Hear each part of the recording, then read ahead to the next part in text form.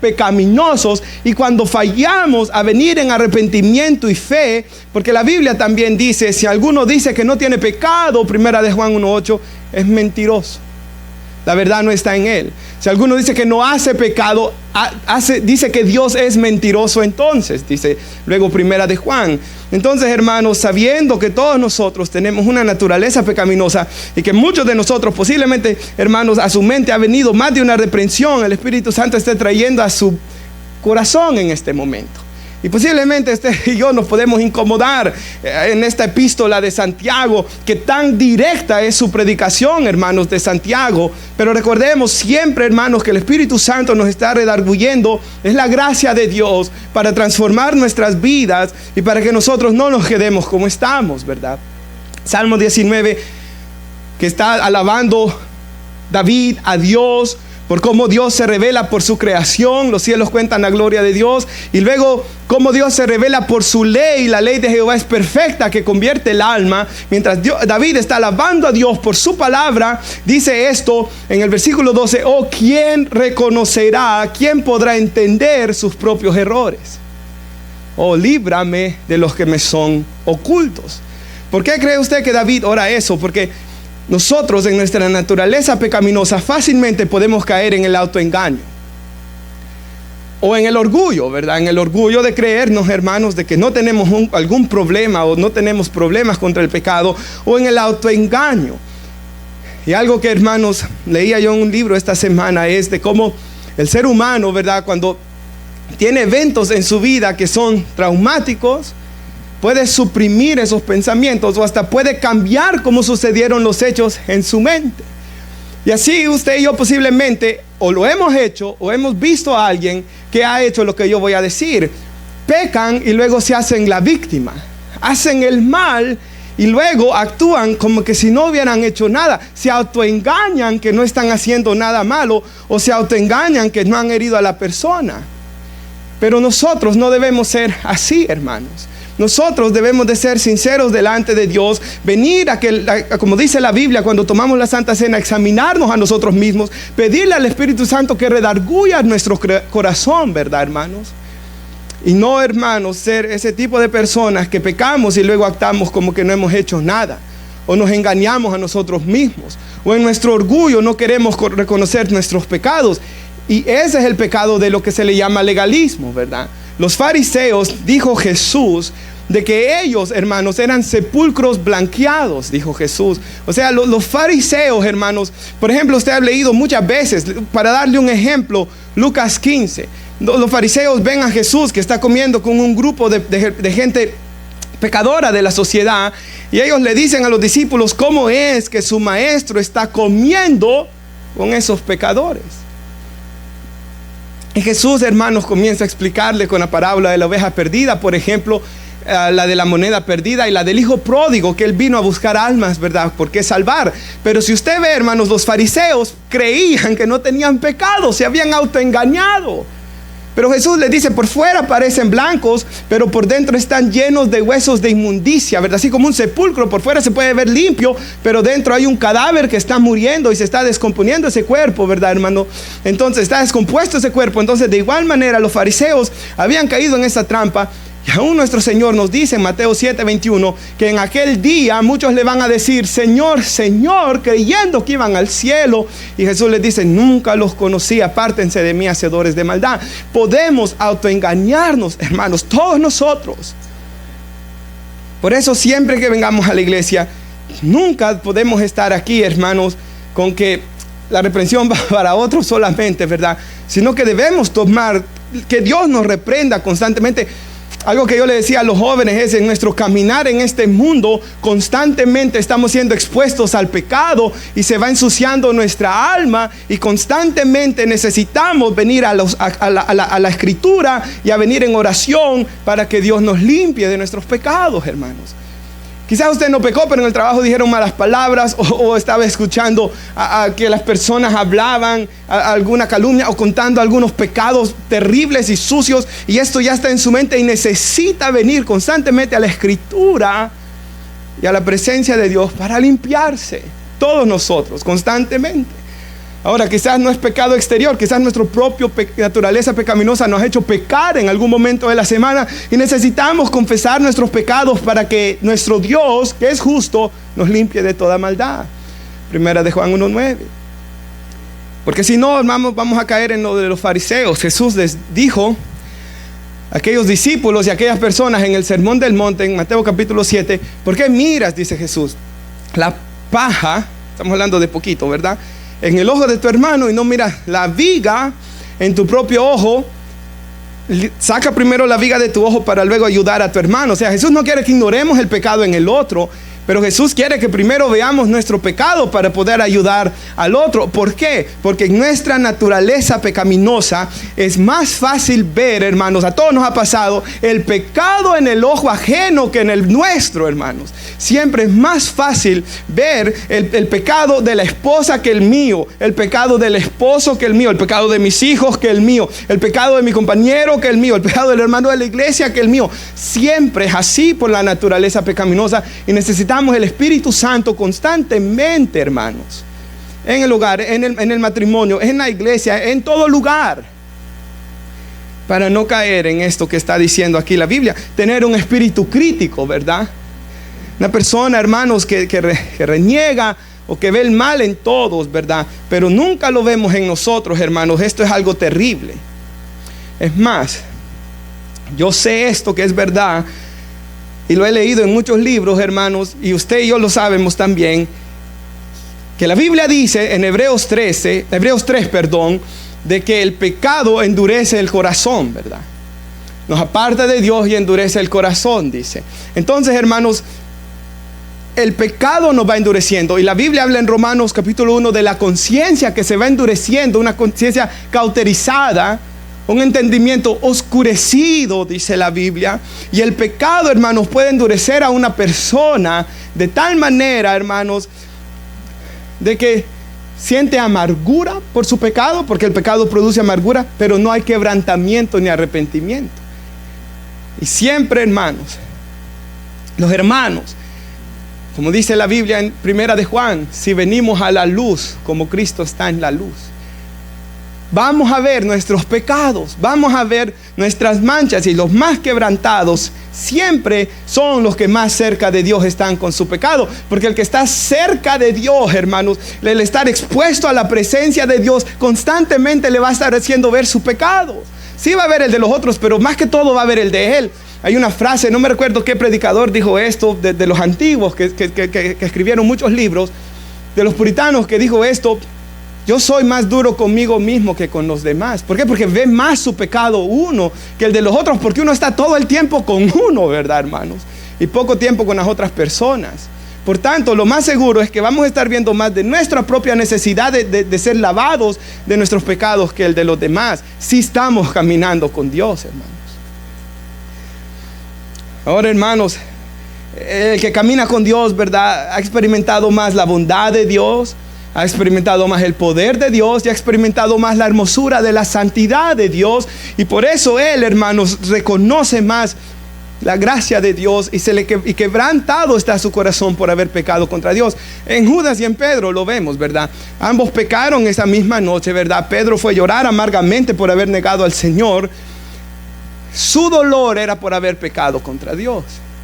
Judas, hermanos, siente remordimiento por lo que él ha hecho, pero nunca hay un arrepentimiento en él, nunca hay ningún aprecio por Dios ni por Jesús. Entonces, sentir remordimiento no es suficiente. La cuestión aquí es que he pecado contra Dios, ¿verdad? Contra el Dios que es bueno, que es santo, que me perdonó, que dio a su Hijo para morir por mí en una cruz, quien restauró mi vida, ¿verdad?, que me ha sacado de donde yo estaba.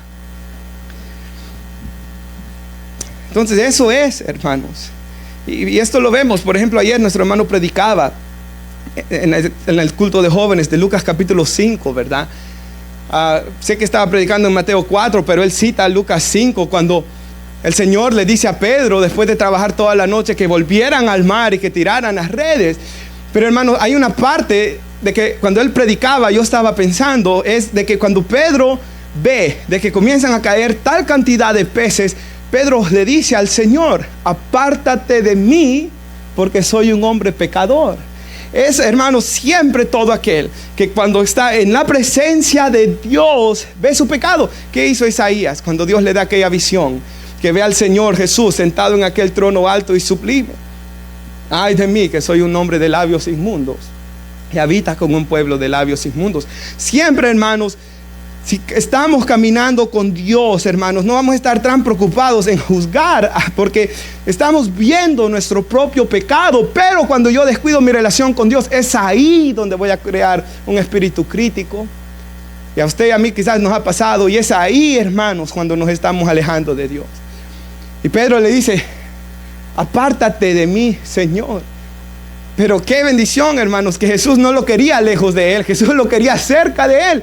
Nuestro hermano nos predicaba ayer quién fueron los 3 de los 12 apóstoles que más cerca de Jesús estuvieron en su ministerio. Pedro, Juan y Jacobo, ¿verdad, hermanos? Y del que más se menciona en los evangelios es Pedro, la persona más mencionada después de Jesús en los evangelios. Pedro, hermanos, fue un hombre de que, aunque le dice a Jesús: apártate de mí, por su pecado, su mismo reconocer de su pecado, su humildad cuando él fallaba, hace de que Jesús, hermanos, camine tan cerca de él. ¿Se recuerda cuando entran en aquel cuarto, que oran por aquella niña que estaba muerta, y Jesús le dice: todos sálganse de aquí? Pero Pedro, Juan y Jacobo estaban ahí con él. Cuando Jesús va a orar a Getsemaní, hermanos, en esa hora que su alma estaba triste hasta la muerte, donde él iba a sudar gotas de sangre, donde él iba a cargar con el pecado de nosotros y su alma iba a llevar la aflicción de nuestros pecados, él pide 3 para estar con él, sus discípulos más cercanos: Pedro, Juan y Jacobo. Cuando Jesús quiere mostrar su gloria en el monte de la transfiguración, se lleva a aquellos 3, Pedro, Juan y Jacobo. Este hombre, hermanos, estuvo en los momentos más preciosos de la vida de Jesús. Cuando Jesús resucita, dice: vayan a buscar a mis hermanos y a Pedro, ¿verdad? Porque Pedro ya no se consideraba hermano por lo que él había hecho. Pero el Señor siempre quiso tener a Pedro cerca, hermanos. Y esa debe ser nuestra actitud ante el Señor, ¿verdad? Acercarnos más a Él, sí.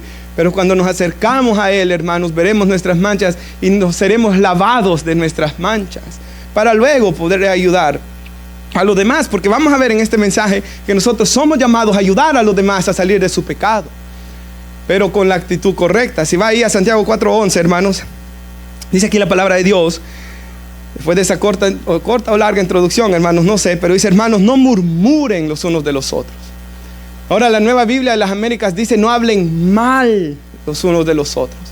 Entonces, hermanos, traté de indagar, y la palabra griega, y esto es muy importante, hermanos, habla de una acusación falsa hecha en secreto. O sea, la persona no está ahí cuando se está hablando de él o de ella. Por eso se tradujo murmurar, ¿verdad? O sea, es algo que se está haciendo a las espaldas. No murmuren los unos de los otros. O sea, no hagamos acusaciones falsas, o aunque fuera verdadera, ¿verdad? No debe ser hecha, hermanos, nos dice la palabra de Dios aquí, en secreto. Y si puede poner nuestra hermana Mateo 18:15, yo sé que lo hemos leído varias veces, pero siempre es bueno recordárnoslo, hermanos. Dice la palabra de Dios: si tu hermano peca, ve y repréndelo a solas. Si te escuchas ganado a tu hermano, dejémoslo ahí por un segundo. El Señor quiere, hermanos, que cuando, ya sea que peque contra nosotros, o veamos a alguien en cierta situación, vayamos directo a la persona, y si se arrepiente, queda entre él o ella y nosotros, ¿verdad, hermanos? El amor cubre multitud de pecados, dice la Biblia, ¿verdad? Entonces, hermanos, Dios nos llama a no ir a murmurar, dice aquí la Biblia, ¿verdad? Sino que aquí nos está diciendo la Biblia en Mateo: vayamos a la persona directamente. Y si hiciéramos esto, hermanos, fuera una iglesia más sana, ¿verdad? Quizás no ha pasado tanto esto aquí, pero estoy hablando de la iglesia en todo el mundo, ¿verdad, hermanos? Porque nosotros, como somos muy nueva la iglesia, todavía quizás no ha pasado esto, pero pasará en algún momento, ¿verdad, hermanos? Pero tenemos que aprender a ir a la persona directamente. Yo sé, hermanos, de que a veces nosotros, cuando nos vienen a decir, nuestra naturaleza pecaminosa quiere escuchar, pero deberíamos de decir: hermano, ¿has hablado ya con una persona antes de venir a decírmelo a mí, verdad, hermanos? Ahora, el siguiente paso, dice ahí Jesús, de que si, el siguiente versículo, gracias, no te escucha, lleva contigo a uno o a dos más, Sigue diciendo, para que toda palabra sea confirmada por boca de 2 o 3 testigos, como decía la ley de Dios, ¿verdad? Moisés le dice, todo tiene que haber 2 o 3 testigos. Entonces, hermanos, se habló la persona, no quiso escuchar. Entonces, hermanos, antes de juzgársele, se llevan testigos. Aquí cada vez se va perdiendo más la privacidad de la falta. Se involucran a 2 o 3 más para que la persona recapacite. Pero dice la Biblia después, Jesús dijo, si se rehúsa a escucharlos, dilo a la iglesia, a la comunidad de creyentes. En ese momento, hermanos, la iglesia comienza a interceder por esta persona, que es lo que debemos hacer, ¿verdad? Porque el punto es, hermanos, que esa persona venga al arrepentimiento. Y luego dice Jesús, si no escucha a la iglesia, sea para ti como un gentil y recaudador de impuestos, publicano, dice otra versión de la Biblia. O sea, en ese momento ya la iglesia sabe que por su falta de arrepentimiento y su dureza de su corazón, tal persona aún es un amigo de afuera, no es un hermano en Cristo aún. ¿Por qué? Porque si él fuera hermano en Cristo, su arrepentimiento mostrara que es de verdad cristiano. Así que la palabra de Dios, hermanos, nos dice, no murmuréis. Recuerde, la palabra en griego, acusación, falta en secreto. Hermanos, Dios nos llama a no hacer esto, porque mire, sigue diciendo aquí Santiago 4:11, el que murmura del hermano, el que está hablando de él en secreto y falsamente, ¿verdad?, juzga a su hermano, murmura de la ley. Eso sí es lo que más me puso en qué pensar. Murmura de la ley, o sea, habla mal de la ley y juzga a la ley. Pero si tú juzgas a la ley, no eres hacedor de la ley, sino juez. Y luego habla de que nos veremos con Dios. Entonces, aquí estamos viendo algo muy, muy, hermanos, peligroso. Entonces, hermanos, por ejemplo,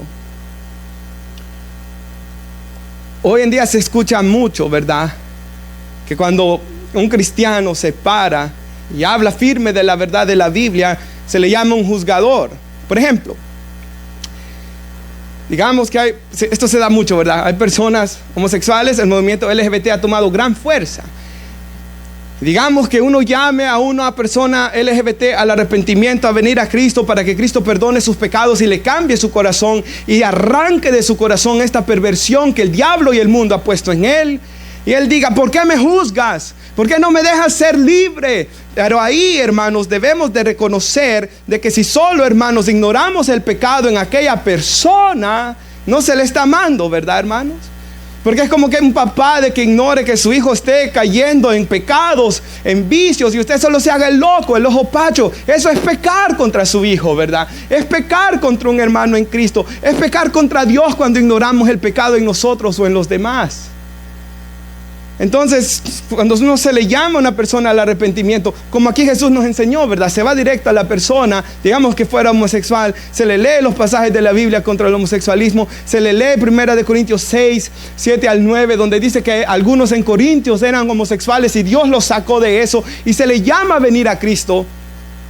Porque todo el tiempo, hermanos, no somos nosotros los que estamos juzgando, sino Dios en su palabra lo que es bueno y malo. Es Dios quien juzga el pecado, ¿verdad? Sea mentira, sea adulterio, sea cualquier pecado que sea, tenemos que llamar al arrepentimiento a la persona. Y si estamos en ese pecado, arrepentirnos nosotros primero, ¿verdad?, para ir a decirle a la otra persona que se arrepienta. Pero, hermanos, el no llamarlo al arrepentimiento muestra una falta de amor. Pero si en vez de llamarlo al arrepentimiento, yo murmuro, comienzo a hablar de su pecado en secreto, o hasta se miente, dice ahí, hermanos, de que yo ya estoy pecando, estoy juzgando al hermano, porque solo estoy hablando de su pecado y posiblemente imagínense que sea una acusación falsa, digamos. Yo estoy dañando la reputación de tal persona, nunca quizás alguna gente lo va a ver igual a esa persona. Entonces yo estoy juzgando al hermano, pero no solo eso, estoy pecando contra la ley de Dios. Porque Dios en su ley me dice que yo debo amar a mi prójimo como a mí mismo. Dios en su ley me dice de que yo no debo, hermanos, decir falso testimonio. Y yo estoy actuando por encima de la ley de Dios y yo me estoy convirtiendo en un juez, es lo que está diciendo aquí. Yo estoy juzgando en mi propia justicia, en mi propia vanidad, no según Dios, sino estoy actuando en la carne. Y eso es lo que Dios nos dice que no debemos hacer aquí, hermanos. Me gusta un comentario que encontré del hermano Matthew Henry que dice así: el que alterca con su hermano y lo condena, este es otro problema, por algo que no está determinado en la palabra de Dios, con esto está reprochando la palabra de Dios como que si no fuera una norma perfecta. Encontramos esto también, ¿verdad? Por ejemplo, los fariseos estaban juzgando a los discípulos porque no hacían los rituales de su religión. Y Jesús les dijo, hermanos, de que condenaban a inocentes por algo que Dios no condenaba. Entonces tenemos que tener mucho cuidado, hermanos, de no juzgar a las personas según nuestra propia justicia, nuestras propias normas, sino siempre ellos y nosotros someternos a la palabra de Dios, y que sea la palabra de Dios la que, como dijeron los reformadores, es nuestra regla, nuestro estándar de fe y de conducta. Yo no le puedo demandar a alguien que haga algo, hermanos, que no está escrito en la Biblia y que yo no estoy haciendo, ¿verdad? O sea, yo no puedo demandarle a alguien que haga algo si yo no lo estoy haciendo, y sobre todo si no está escrito en la Biblia, ¿verdad? Porque la Biblia, hermanos, yo no puedo estar juzgando a las personas fuera de la Biblia. Es más, yo no puedo juzgarlos, tengo que dejar que Dios sea, hermanos.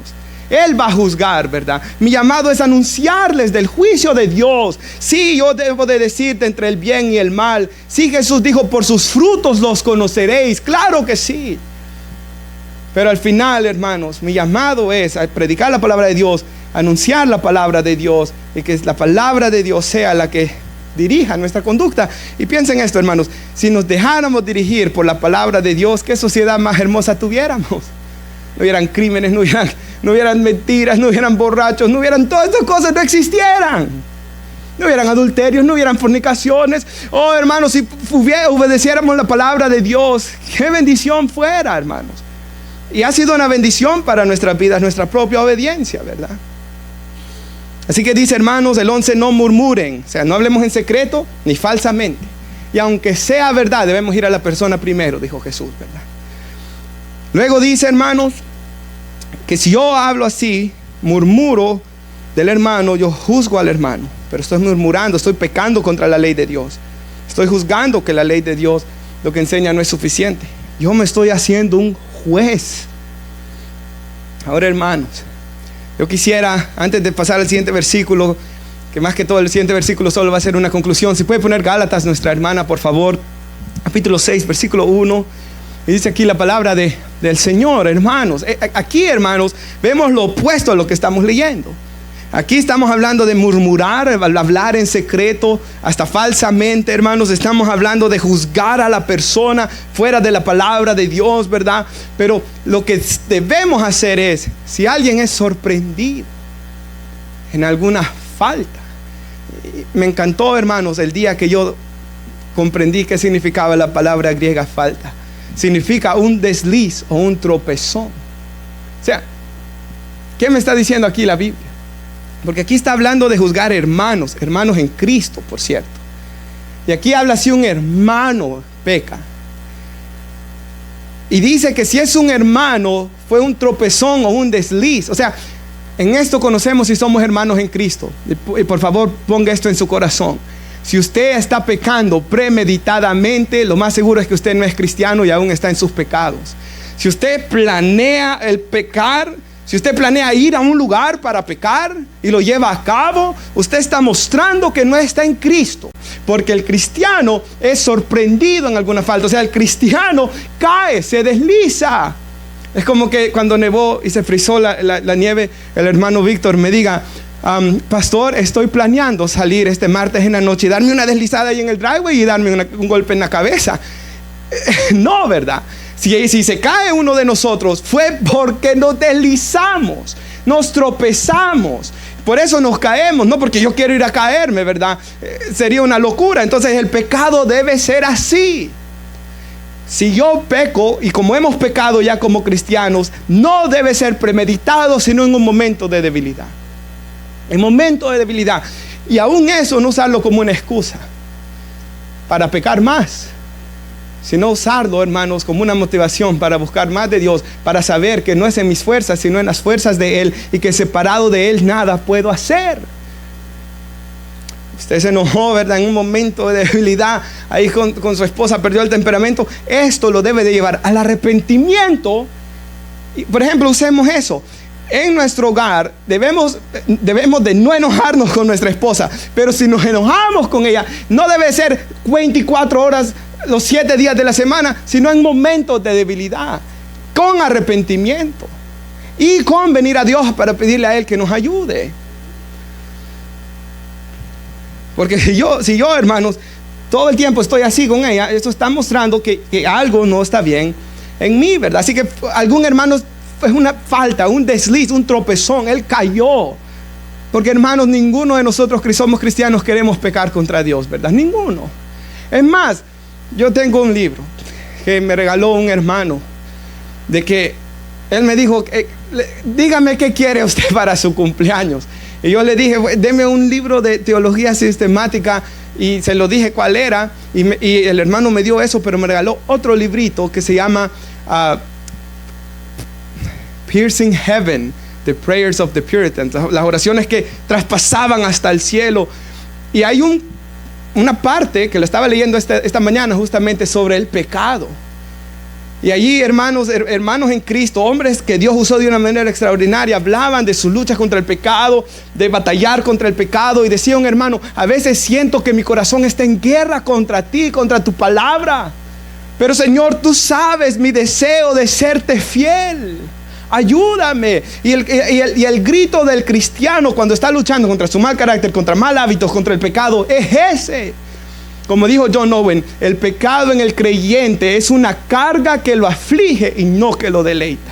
Sabemos que somos cristianos si el pecado nos aflige, hermanos. Y si el deseo de nuestro corazón es ser santos para nuestro Dios, ahí sabemos que Dios está obrando en nosotros. Así que el cristiano cae en un tropezón, ¿verdad? Pero si vemos un hermano que cayó, ustedes que son espirituales, y esta debe ser nuestra actitud, no ir a murmurar de él secretamente y juzgarlo y pecar contra Dios y su palabra, sino, dice el siguiente parte del versículo, restáurenlo en espíritu de mansedumbre. Y ahí espíritu con E minúscula, porque habla de nuestro espíritu, en nuestro interior, con esa humildad. Y dice restáurenlo. Y la palabra era usada, hermanos, para hablar de personas que se habían deslocado un hueso y el hueso era puesto de nuevo en su lugar, ¿verdad, hermanos? Entonces lo que está hablando es que aquel hermano pueda venir, hermanos, a recuperar su lugar dentro del cuerpo de Cristo. Que aquel hermano se le ayude, y nos dice a nosotros como iglesia que debemos de ser tal iglesia que ayudemos a las personas a salir de su pecado. Eso es lo que debemos de hacer como iglesia, hermanos. Es horrible entrar en una iglesia donde se siente un espíritu de juicio, hermanos.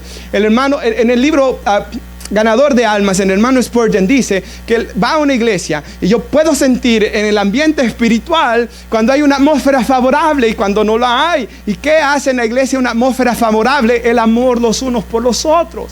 ¿Qué hace una iglesia con un espíritu, con una atmósfera desfavorable? El estarse juzgando, como estaban ellos aquí, ¿verdad, hermanos? Debemos restaurarle con un espíritu de mansedumbre, considerándote a ti mismo, no sea que tú seas tentado también. O sea, porque, hermanos, mi naturaleza pecaminosa me puede hacer pecar también. Yo también me puedo tropezar, yo también me puedo caer, yo también me he caído más de una vez. Porque yo he caído, porque yo he pecado, porque yo puedo llegar a pecar todavía en el futuro, ¿verdad? Sea gran caída o solo tropezón y raspón, hermanos. Yo sé, y lastimosamente, hermanos, yo sé de que yo no puedo venir a decirles a ustedes, hermanos, yo nunca voy a volver a pecar hasta el día que Cristo venga. Yo no puedo decir eso. Y porque yo no puedo decir eso, yo no puedo juzgar a alguien cuando peca. Yo no puedo, yo no tengo autoridad para juzgar. Uno es el que va a juzgar, es Dios, dice aquí. Mi llamado es llamar al arrepentimiento y ayudar a restaurar. Yo no puedo juzgar, hermanos, ni usted ni yo. Y yo sé, hermanos, muchos hermanos en Cristo, ¿verdad? Han venido a usted o a mí con lágrimas en sus ojos, ¿verdad? Diciéndome, pastor, yo estoy en eso, ¿verdad? Yo no puedo salir de esto.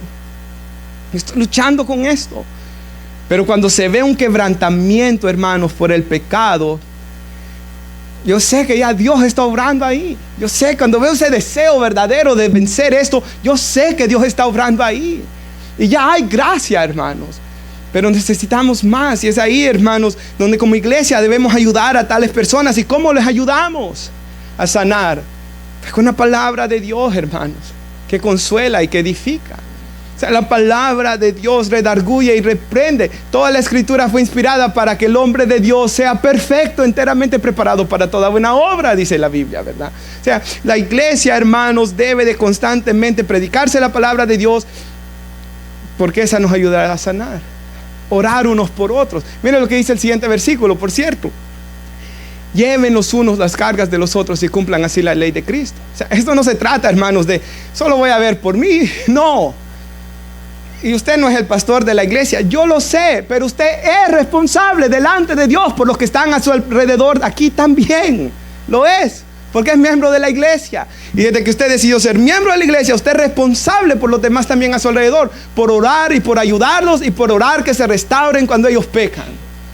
Es responsable por hablarles la palabra, es responsable por orar por ellos, es responsable por animarlos. La Biblia constantemente dice de exhortar, y la palabra exhortar se traduce en la mayoría de traducciones de la Biblia como animar. Se traduce exhortar o animar. O sea, debemos animarnos, debemos orar, debemos compartirnos la Biblia, debemos escuchar a las personas también. Hermanos, a veces, por ejemplo, un hermano puede estar luchando con algo y tener miedo de pedir ayuda. Y eso, hermanos, no debe de existir dentro de la iglesia. Porque la iglesia debe de ser una comunidad de gracia. Salvos por gracia, sostenidos por gracia. Y lo que han recibido de gracia deben de darlo de gracia. Y lo que hemos recibido de gracia es el perdón de nuestros pecados. Una y otra vez. Por tanto, hermanos, no debe de haber en nosotros, ¿verdad?, ese espíritu de juicio, hermanos, sino que lo que debe de haber en nosotros, ¿verdad?, es, hermanos, ese deseo, un espíritu de mansedumbre, deseando que la persona sea restaurada, ¿verdad? Orando por él, compartiéndole la palabra, animándolo, hermanos, escuchándolo. Como dice la Biblia que es nuestro Salvador, lleno de gracia y de verdad. Así es Jesús. Cuando Jesús caminó en la tierra, Él siempre habló la verdad. Porque Él es lleno de la verdad, Él es la verdad. Pero Él fue lleno de gracia, dice también Juan 1:14, el Evangelio. Lleno de gracia. En Él siempre, hermanos, está la gracia suficiente para que nosotros venzamos el pecado y salgamos de cualquier situación. Sin fe es imposible agradarle. Satanás quiere que yo piense que yo nunca voy a cambiar. Satanás quiere que yo piense que siempre voy a ser el mismo. Esa es la obra del diablo. Por eso sin fe es imposible agradarle.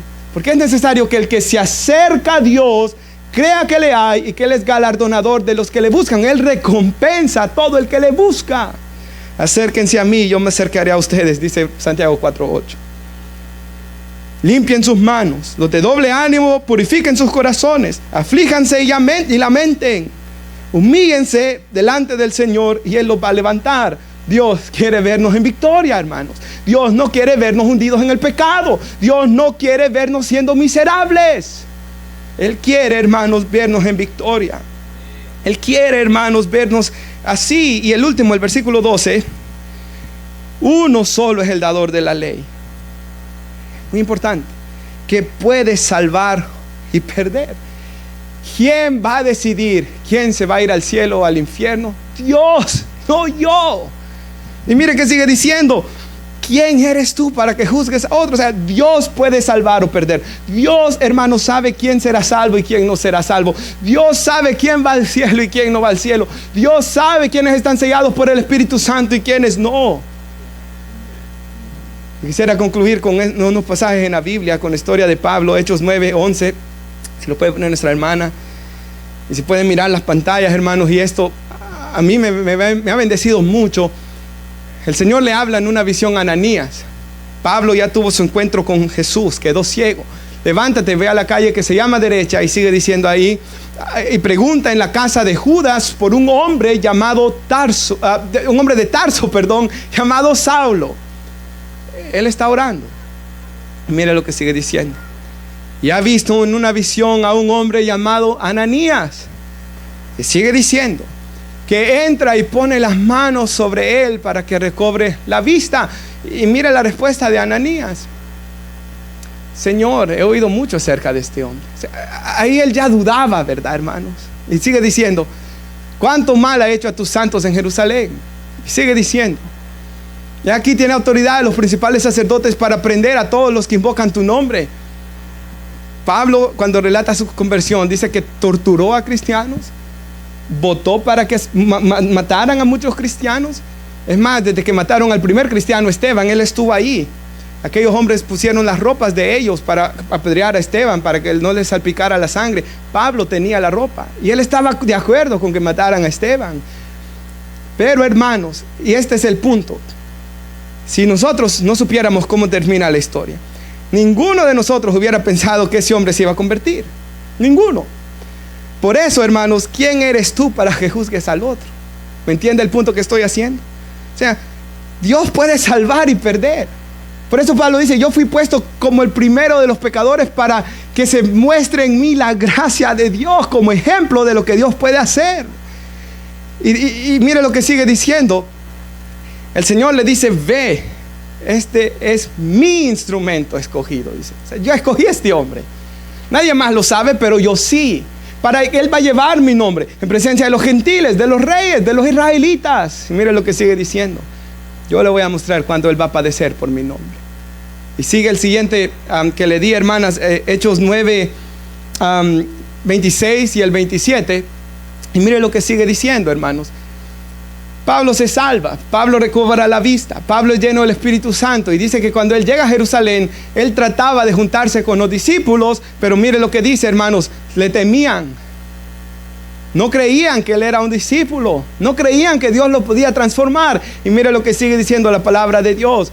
Pero Bernabé, hermanos, la Biblia siempre que habla de Bernabé, habla como un hombre que siempre creía en la gracia transformadora de Dios.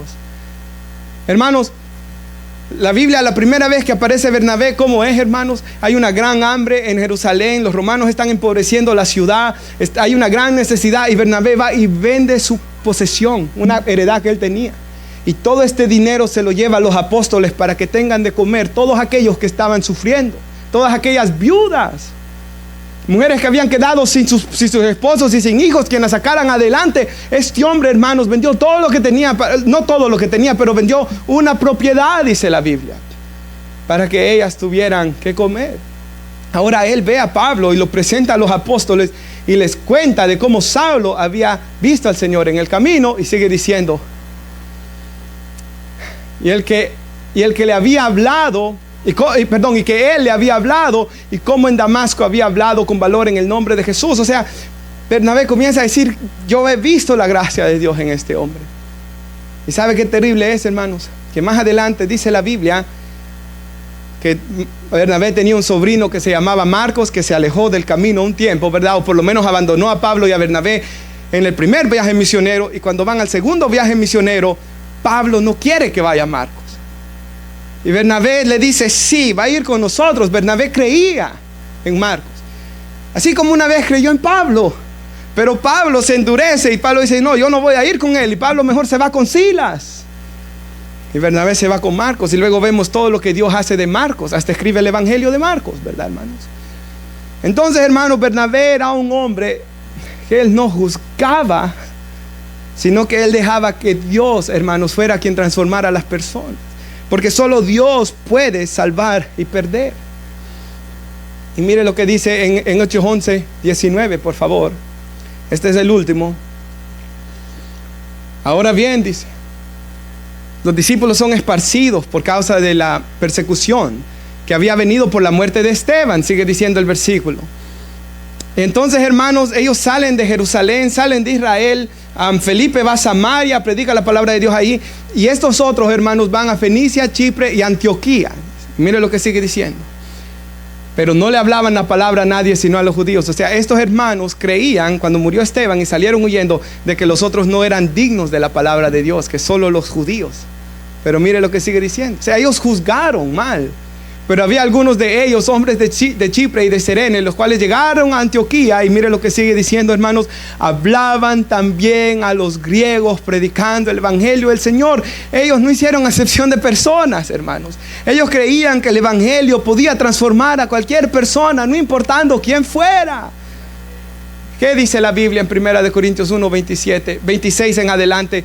Le dice Pablo, miren, muchos de ustedes no son nobles, no son sabios, pero a ustedes necios escogió Dios para avergonzar a los sabios, lo débil para avergonzar a lo fuerte, lo vil y lo menospreciado. O sea, hermanos, el Señor, hermanos, hizo esto para que nadie se jacte en su presencia, dice, sino que el que se gloríese en el Señor. O sea, Dios hace estos milagros para llevarse toda la gloria y la honra. Así que usted puede estar a alguien, ¿verdad? Y decir, Dios no me puede cambiar. Sí lo puede cambiar. No para que usted se lleve la gloria, sino para que Él se lleve la gloria, hermanos, por su poder transformador. Ahora, ¿qué sigue diciendo aquí, hermanos? La mano del Señor estaba con ellos. O sea, el poder de Dios. ¿Por qué? Porque ellos no hicieron acepción de personas. Y gran número que creyó se convirtió al Señor. Mire lo que sigue diciendo. Cuando llega la noticia a Jerusalén, y si usted ha leído el libro de los Hechos, ellos no querían aceptar a los gentiles. Cuando se dieron cuenta que Pedro fue a la casa de Cornelio, lo mandaron a llamar. ¿Qué estabas haciendo ahí? Y Pedro, el Señor me dijo y me dio una visión, y el Espíritu Santo se los dio a ellos como a nosotros también. Entonces ellos eran medio escépticos, ¿verdad? Pero hermanos, yo pensaba, qué bueno que mandaron a Bernabé y no uno de esos que era cerrados. Dios en su soberanía permitió que fuera Bernabé. Y Bernabé va a Antioquía, y mire lo que sigue diciendo, hermanos. El cual cuando llega ahí, él ve la gracia de Dios. O sea, él ve, Dios está salvando también a esta gente. Dios está transformando, Dios está obrando, el Espíritu de Dios, yo veo la gracia. Y esto es algo muy importante, hermanos. En la naturaleza pecaminosa solo vamos a ver el mal en los demás. Las noticias solo cosas malas sacan, ¿verdad? Pero hermanos, en el Señor, y esto es algo muy importante, yo pensaba en las epístolas, cómo se comienzan la mayoría de epístolas, quitando Gálatas, pero todas las otras dando gracias a Dios por lo que Él estaba haciendo en esos hermanos, alabando a Dios. ¿Cuántas veces en nuestras oraciones, hermanos, alabamos a Dios por lo que Él hace en la vida de los hermanos en Cristo? Ahora, hermanos, sigue diciendo que cuando Él ve la gracia ahí, Él se regocija y animaba a todos para que con corazón firme permaneciesen fieles al Señor. Él, hermanos, se regocija, se llena de gozo al ver lo que Dios estaba haciendo. Y sigue diciendo, hermanos, porque Él era un hombre bueno, su corazón estaba lleno del Espíritu Santo y de fe. O sea, Él creía en el poder de Dios, hermanos. Nuevamente, sin fe es imposible agradarle. Hermanos, Él creía en el poder de Dios. Y sigue diciendo, hermanos, que una gran multitud, más gente se fue salvando. Y sigue diciendo el pasaje bíblico de que Él sale otra vez a Tarso a buscar a Pablo. Y sigue diciendo ahí, hermanos, que cuando lo encontró, lo trae a Antioquía, y se reunieron con la iglesia por todo un año, y se le llamó cristianos a la multitud de los discípulos por primera vez en Antioquía. Nos ponemos de pie, hermanos. Y nosotros hoy tenemos la opción, ¿verdad?, de ser como Bernabé, hermanos, o ser como estos hermanos que estaban aquí siendo reprendidos por la Biblia. Hermanos, yo oro, ¿verdad?, y de que no seamos, ¿verdad?, esos murmuradores, juzgadores. Es muy importante. Ni de otros, ni de nosotros mismos también. Porque Satanás quiere hacernos pensar de que nunca vamos a cambiar, o que nunca vamos a salir de la situación en la que estamos. Ese es el trabajo del diablo. Poner duda, hermanos. Pero nuestro Dios y el Espíritu de Dios y la fe que la palabra de Dios nos dice es, hermanos, que si pedimos alguna cosa conforme a la voluntad de Dios, Él nos escucha y Él nos da lo que pedimos. O sea, si yo oro a Dios lo que Él quiere de mí, Él me escucha y Él me lo va a dar, dice. ¿Qué dice la Biblia, hermanos? Si ustedes son malos y si sus hijos le piden un pan, Lucas 11, ¿les van a dar una piedra? Jamás. Si su hijo les pide, su niño viene a pedirle un pez, ¿no le va a dar una serpiente? Si le pide un huevo, ¿no le va a dar un escorpión? Si ustedes siendo malos dan buenas cosas, dice Jesús en Lucas 11, ¿cuánto no más nuestro Padre dará el Espíritu Santo a los que se lo pidan? O sea, Dios quiere darnos su Espíritu, es lo que nos está diciendo, para llenarnos, para transformarnos. Y está en nosotros, hermanos, que queramos llenarnos de Él. Así vamos a orar. Y yo quisiera que Daniel, si puede pasar a entonar esa alabanza, dame de beber. Y le pidamos a Dios, hermanos, que Él nos dé de su Espíritu. Y que en la situación en la que usted se encuentre, hermanos, sea cual sea, Es más, Pablo dice, yo no pretendo haberlo ya alcanzado. Yo no creo que ninguno de los que estamos aquí ya estemos plenamente satisfechos con nuestra vida espiritual. No, la mayoría de nosotros sabemos que aún estamos en ese proceso de cambio, ¿verdad? Y sea la situación en la que usted se encuentre, la lucha en la que usted se encuentre, oremos hoy a Dios, hermanos, que sea Él moldeándonos, transformándonos y dándonos de su espíritu. Padre, yo le doy gracias, Señor, por su palabra.